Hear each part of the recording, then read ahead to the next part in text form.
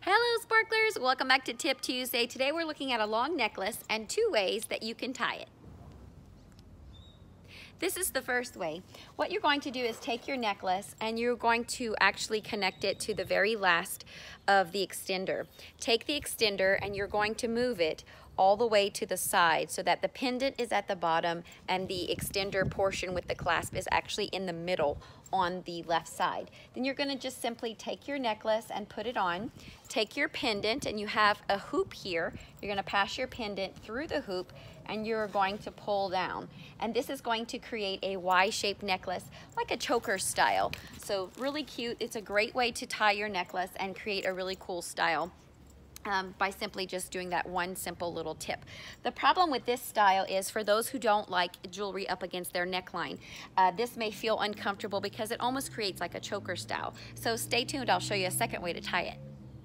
In this second way to tie this necklace, what we're going to do is just lay the necklace across just like this, and you're going to take the side with the hoop. You're simply just going to pass it over the other side, just like you would if you're beginning to tie a shoe. You're going to take the bottom, the hoop side of the necklace, pass it underneath the necklace, and then over, just like you're tying a shoe. And then this is going to leave a little hoop for you, a little loop here. Then you're going to pass the pendant through the loop and pull down, which is going to create a little knot, and it's going to lock the necklace into place so that it doesn't run up and down your neckline and it stays exactly where you left the knot. You can push the knot a little further down if you want to have it a little further down, and that'll lock it into place.